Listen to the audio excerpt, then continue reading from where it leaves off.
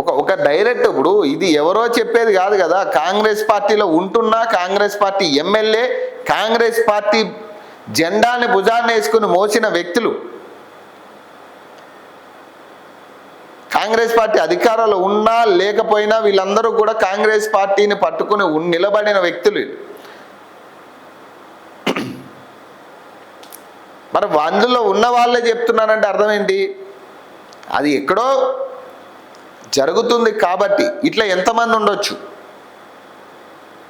అసంతృప్తి ఎమ్మెల్యేలు ఎంతమంది ఉండొచ్చు, అసంతృప్తి నాయకులు ఎంతమంది ఉండొచ్చు, నచ్చి ఉండేవాళ్ళు ఎంతమంది ఉండొచ్చు, నచ్చకుండా ఉండేవాళ్ళు ఎంతమంది ఉండొచ్చు. సో ఇవన్నీ కూడా రేపు ఒకవేళ ఓటమి ఎదురైతే కనుక ఇవన్నీ కూడా ఖచ్చితంగా కాంగ్రెస్ పార్టీకి ఉరితాడయ్యే పరిస్థితి ఉంటుంది. నెక్స్ట్ వచ్చే ఎన్నికల్లో ఇవన్నీ కూడా ఉరితాడయ్యే పరిస్థితి ఉంటుంది. అసంతృప్తిలో ఎమ్మెల్యేలట చూడండి, ఇక రాజగోపాల్ రెడ్డి ఫోటో ఉంది, వెడ్మ బొజ్జు, తాజాగా రాజగోపాల్ రెడ్డి కోవాలంటూ కేడర్ అట. పార్టీ ప్రభుత్వ తీరుపై కాంగ్రెస్ నేతలు అసంతృప్తి వ్యక్తం చేస్తున్నారట. స్థానిక సమస్యలు, రాజకీయాల కారణాలు ప్రస్తావిస్తూ బహిరంగంగా విమర్శలు చేస్తున్నారు. దీంతో పార్టీకి కొంత ఇబ్బందికర పరిస్థితులు ఏర్పడుతున్నాయనే చర్చ పార్టీ వర్గాల్లో నడుస్తుందట. తాజాగా యాదాద్రి గుట్ట శ్రీ లక్ష్మీ నరసింహస్వామి దేవస్థానానికి నుంచి ట్రస్ట్ బోర్డును రాష్ట్ర ప్రభుత్వం ఏర్పాటు చేసింది. స్థానిక సీనియర్ నేతగా తనకు కనీస సమాచారం కూడా ఇవ్వకపోవడం సరికాదంటూ మునుగోడు ఎమ్మెల్యే కోమటిరెడ్డి రాజగోపాల్ రెడ్డి చేసిన వ్యాఖ్యలు ఇప్పుడు రాజకీయ వర్గాల్లో తీవ్ర దుమారాన్ని రేపాయి. యాదాద్రి భువనగిరి జిల్లాలోని తన మునుగోడు నియోజకవర్గం కూడా వస్తుందని, తన జిల్లాలకు సంబంధించిన కీలకమైన నిర్ణయాల్లో కనీసం చెప్పకపోవడం ఏంటని స్థానిక ఎమ్మెల్యేలుగా తనకు సమాచారం ఇవ్వకపోవడం ఏమిటి ఓ ఛానల్లో మాట్లాడుతూ రాజగోపాల్ రెడ్డి తన అసంతృప్తిని వ్యక్తం చేశారు.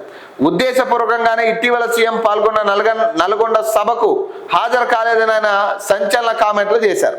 పార్టీ కోసం మొదటి నుంచి కష్టపడిన పాత కాంగ్రెస్ నేతలు రోజు రోజుకు కనుమరుగవుతున్నారని, ఎక్కడెక్కడి నుంచో కొత్త వాళ్ళు వచ్చారు, ఇప్పుడు పార్టీలో ప్రభుత్వంలో అంతా వాళ్ళదే నడుస్తుందని రాజగోపాల్ రెడ్డి చేసిన కామెంట్లు పార్టీలో రాజకీయ వర్గాల్లో తీవ్ర చర్చకు దారితీశాయి. మంత్రివర్గంలో తనకు చోటు కల్పించకపోవడంతోనే ఆయన బహిరంగంగా విమర్శిస్తున్నారని, పార్టీ తగిన చర్యలు తీసుకోవాలని నేతలు అంటున్నారట.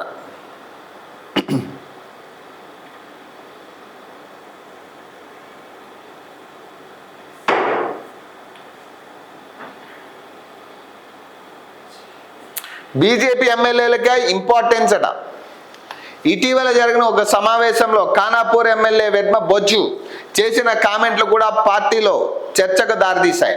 ఆదిలాబాద్ జిల్లా కేంద్రంలో జరిగిన ఓ కార్యక్రమంలో ఆయన మాట్లాడుతూ రాష్ట్రంలో కాంగ్రెస్ ప్రభుత్వ అధికారంలో ఉన్న విపక్ష బీజేపీ ఎమ్మెల్యేలకే మంత్రులు, అధికారులు ఎక్కువ ప్రాధాన్యత ఇస్తున్నారంటూ చేసిన కామెంట్లు హాట్ టాపిక్గా మారాయి.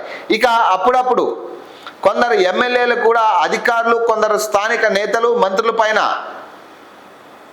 సునిశ్చిత విమర్శలు చేస్తూ ఉన్నారు. బాన్సువాడ ఎమ్మెల్యే ప్రభుత్వ సలహాదారు పోచారం శ్రీనివాసరెడ్డి కూడా ఓ సందర్భంలో నియోజకవర్గంలో అభివృద్ధి పనుల్లో జాప్యం జరుగుతుందని, సంబంధిత మంత్రికి వినవించినా స్పందించడం లేదని అసహనం వ్యక్తం చేశారట. ఎమ్మెల్యేలు ఇలా బహిరంగంగా తమ అసంతృప్తిని వెల్లడించడం వల్ల పార్టీలో ఆ సమస్యకు దారితీసే పరిస్థితులు చక్కదిద్దే కార్యక్రమాన్ని పార్టీ చేపడితే బాగుంటుందని పార్టీ నేతలు అభిప్రాయపడుతున్నారు. ఎట్లా సరిదిద్దుతారు దాన్ని? ఇప్పుడు సరిదిద్దితే బాగుంటుందని అందరికీ అనిపిస్తా ఉంది. ఎట్లా సరిదిద్దుతారు? ఇప్పుడు గతంలోనూ ఒక కంప్లైంట్ రైజ్ అయింది కదా, ఎమ్మెల్యేలు అందరూ కూడా ఒక కంప్లైంట్ రైజ్ చేసి మినిస్టర్ల దగ్గరికి వెళ్తే మినిస్టర్లు ఎమ్మెల్యేలు మమ్మల్ని పట్టించుకునే పరిస్థితి లేదు, అపాయింట్మెంట్లు కూడా ఇచ్చే పరిస్థితి లేదు, మమ్మల్ని గంటలు మమ్మల్ని కూడా వెయిట్ చేసే పరిస్థితి ఉంది ఈనాడు అని చెప్పి వాళ్ళు కంప్లైంట్ ఇచ్చారు గతంలో. అంటే దాదాపు ఇది కేవలం వెడమ బొజ్జు గురించో, లేకపోతే పోచారం శ్రీనివాసరెడ్డి గురించో, లేకపోతే రాజగోపాల్ రెడ్డి గురించా, లేకపోతే ఇంకొకరి గురించా అనేది కాదు. ఈ అసహనం కనుక పెరిగితే నీకు బయట ఓట్లు పడతాయా లేదా అనేది పక్కన పెడితే సొంత పార్టీ కేడర్ నిన్ను వదిలే పరిస్థితి ఉంటుంది. కాబట్టి ఇవన్నీ మనం దృష్టిలో పెట్టుకుంటే దాదాపు కాంగ్రెస్ ఎమ్మెల్యేల అసంతృప్తితో ఉన్నట్టుగా తెలుస్తా ఉంది. కాంగ్రెస్ ఎమ్మెల్యేల వల్ల పార్టీ నాశనం అయ్యే పరిస్థితి కూడా ఉంటుంది. మరి వీళ్ళు బుజ్జగిస్తారా, లేకపోతే వీళ్ళు ఇంకేమైనా ఆశ చూపించే పరిస్థితి ఉంటుందా, లేకపోతే కొంతమంది అయితే మాకు బడ్జెట్లు కేటాయించే పరిస్థితి లేదు, నిధులు ఇవ్వట్లేదు మాకు అభివృద్ధి పనులు చేసుకోవడానికని కొంతమంది మాట్లాడతాం. నిన్నగాక మొన్న ఒక సర్పంచ్ కలిస్తే, కొత్తగా ఎన్నికైన సర్పంచ్ వాళ్ళని అడిగాం, మీకు ఇస్తానన్న 100 కోట్లు వచ్చినాయా, గ్రామీణ అభివృద్ధి గురించి 100 కోట్లు ఇస్తానని ముఖ్యమంత్రి అనౌన్స్ చేసినాయి అంటే, ఏడన్నా మేం చేసిన పనులకే పైసలు రావట్లేదు అంటున్నాయి. అంటే పార్టీ నమ్ముకుని గెలిచిన వాళ్ళు కూడా దూరం అయ్యే పరిస్థితి ఉంటుంది ఈరోజు. వాళ్ళకి నిధులు ఇవ్వకో, నిధులు కేటాయించుకో, గ్రామీణ స్థాయిలో అభివృద్ధి కుంటుపడుతుంది, పథకాలు కుంటుపడ్డాయి. మహా అయితే ఆ ఫ్రీ బస్ గురించి చూపించుకోవాలా, లేదా ఆ సన్న బియ్యం అనాలా, లేకపోతే ఆ రేషన్ కార్డులని ఇవే చూపించుకోవాల్సిన పరిస్థితి తప్పితే ఇంకా ఏం లేదు.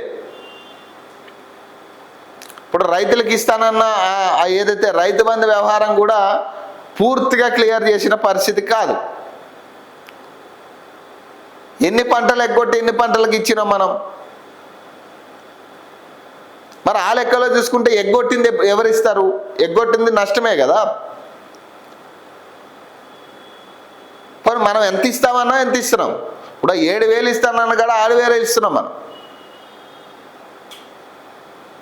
బోనస్లు అంటారా, బోనస్లు పంటకి బోనస్ అన్నారు, అది ఇప్పుడు తీరా చూస్తే సన్నాలు వేస్తే బోనస్ అంటున్నారు, లేదా దొడ్డు బియ్యం వేయండి బోనస్ అంటున్నారు, లేకపోతే ఇంకోటి ఏదో అంటున్నారు. వీళ్ళకి నచ్చిన రోజు నచ్చినట్టుగా చెప్తా ఉన్నారు ఆ బోనస్ ఇవ్వడానికి.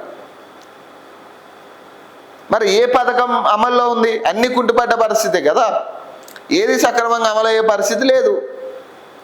ఎవరైనా గట్టిగా మాట్లాడితే కేసులు పెట్టాలా, లేకపోతే ఎవరైనా గట్టిగా నిరసన తెలిపితే వాళ్ళని అరెస్ట్ చేయాలా, కొట్టాలా, లేదా అన్ని రకాలుగా ఇబ్బంది పెట్టాలా, ఇదే పరిస్థితి.